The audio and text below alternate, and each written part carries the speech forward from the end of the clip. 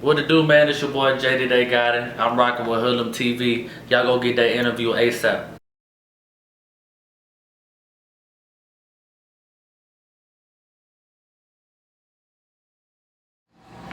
Boom. All right, I'm gonna start it off as far as let the people know where we at right now, who we with, for those who don't know you, if they don't know you. Alright, well shit, right now, we in Atlanta, we in a hotel. I'm JD Daigotti. I'm signed to Boosie, Badazz Entertainment. I've been doing it for a couple years now. You know, just give y'all a little rundown. I just really started pushing hard probably about 3 years ago when I found out I had a little boy on the way. So I put my all into it, and here I am now, man, making moves happen, you know. Really, I got you. All right, so how long have, like, when you started doing music in a way, when was it that you felt like this is what you want to do, like this is your career, that you want to take this avenue of approach? When I started doing open mics all the time, you know. Started getting booked for shows. I ain't gonna say booked, like paid shows, right? But people started hitting me up, started wanting me to like open up for bigger artists and shit like that. Yeah. And then like I started putting out some music, and like it was really trash at first, but I enjoyed it. And then just because of that, you know, because people already fucked with me in my city. Mm-hmm. So once people started telling me like, hey man, this shit's hard. I'm like, hey, this shit's actually pretty good. You know, just hearing it through the speakers and shit, it made me think like, okay, maybe I can get better and perfect my craft. And I started pushing, and the more people I started getting in front of, the more love that kept, cause you know, the hate's always gonna be there. Yeah. But I kept getting more love, and I was like, man, you know, maybe we could make something happen out of this shit. So that's when I was like, fuck it, we gotta go for it. All right. Bad. And even then, when you was putting out your music too, like, did you have a target audience when you first started, or were you aiming for, you know, certain goals? Were you already having expectations for your music when putting it out there? I didn't have a certain target. I didn't have. I would just have my homeboys. Yeah. Homegirls. Yeah. You know, I just had family. You know, just people close to me. I really didn't know who was gonna become fans. I didn't even expect to really have fans like that. I had hundreds of songs that I still ain't released only because I only did it because I loved it. Yeah. And I only did open mic because somebody told me to go do an open mic. And I was actually with a group, Port City Familiar, which we're still together now, which is Daigotti Boys, Bugatti Dreams. But I don't know, man, it just, from open mics to finally starting to put out a couple CDs and dropping some YouTube songs, man, it just kind of builds up and just made me keep going, which got me here, you know? Yeah. And I want to say, even with your sound too, like, how long did it even take for you to craft and like mold your own sound, or did it just come naturally? Nah, I mean, it took years. Like I said, I started in, I want to say 2011, high school, freestyling and shit, just for fun. I'd go in the studio and just rap. Like, I wouldn't really talk about shit. I wasn't even pronouncing my words correctly. Yeah. Like, just a bunch of funny ass shit going on, you feel me? And just rapping all like hard and aggressive and shit. And then probably about 2014, 2015, I ran into a different studio and I found a different sound. And when I found that different sound, I slowed it down and I learned how to make music instead of rap. So I intertwined the two, you know, and then I just learned how to like catch people's ears and not just rap, but actually make stuff people want to listen to and feel from the heart, you feel me? Right. So, and I want to ask, even like with your process when you're making music or whatnot, do you have a process, or it's always just, all right, go in the studio, knock a song out, get it out, like, or do you take your time going out the vibes, or? Yeah, it depends, bro. If you send me a beat and I'm fucking with it, I drop that bitch right there. Yeah. Especially if I'm going through something. Yeah. Now, I make fun songs, I make club songs, like Can I Escape I just dropped, which is in my link. That was about my dog who got killed. Yeah. So when I heard the beat, like, I immediately thought about it. So I kind of let the beat tell the story and I just add the words to it, you know. So it really ain't gonna say it's a process. It's just whatever vibe I'm in. If I'm in the studio, you know, I'm gonna give you a whole different sound versus if I write at the house. You know what I'm saying? Because I'm actually in the studio. I'm kind of freestyling it versus me just writing. Like, it's two different modes. Yeah. Got you.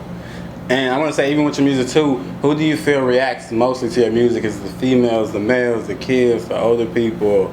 Man, really both. More so right now, I'd say the males. and the kids and the grown folks, because I ain't really made nothing for the females just yet. You know what I'm saying? I ain't really dropped nothing. That's what I'm actually working on right now. Like I got hella songs for the females, but I was kind of dropping what I had. I mean, it's really 50-50. Like I get old, young, males, females. Gotcha. But yeah, I really got music for everybody. Right. So, you know. And do you have a preference of music that you like to make out of all those though? Nah, I like all music. Gotcha. I like to try to like low key sing. Yeah. I like to rap. You know, I like to slow it down. I like to just talk. You know, it really just however the beat comes. If it's popping, then I'm gonna be up tempo. If it's chill, then I'm gonna slow it down. And what's some producers that you got on the project? Al Gino. Y'all know Al Gino, he worked with No Cap. Yeah. Rilo, a lot of blue shit. Al Gino's really big in the city. I got Max Payne.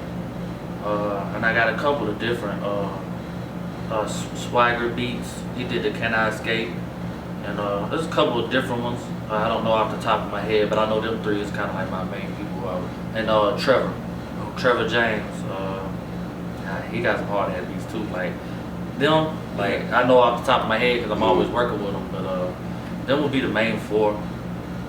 Gotcha. So what was it really like coming up in your neighborhood? Like no offense, but you being a white guy rapping, because you know, Facts. predominantly it's a bunch of black guys rapping or whatever. Right. So you know, how was that coming up? Well, in my neighborhood, it was a mixture.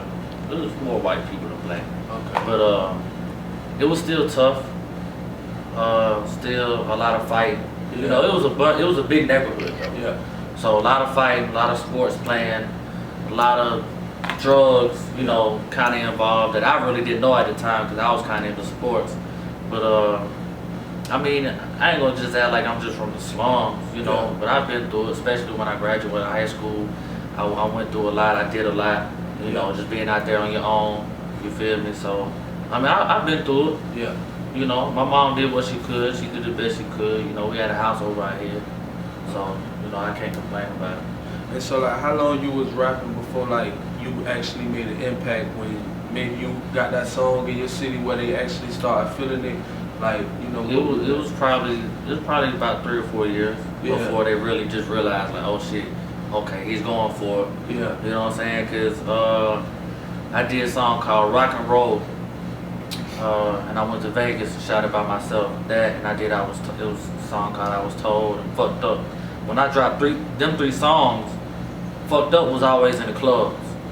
You know, and that's when people really is like, okay, JD got something, you know. I never gave them everything I had because I knew it wasn't time, you know. Yeah. Just like right now, everything's in my bag still because I'm waiting on the right time. Yeah. So it was a good 3, 4, 5 years before I really started making an impact and so on. Because you gotta make people. Some people blow up overnight. Not everybody. And I'm one of the people that just ain't gonna blow up overnight. You feel me? I've been grinding for a long time, so I had to show people that I really do this shit.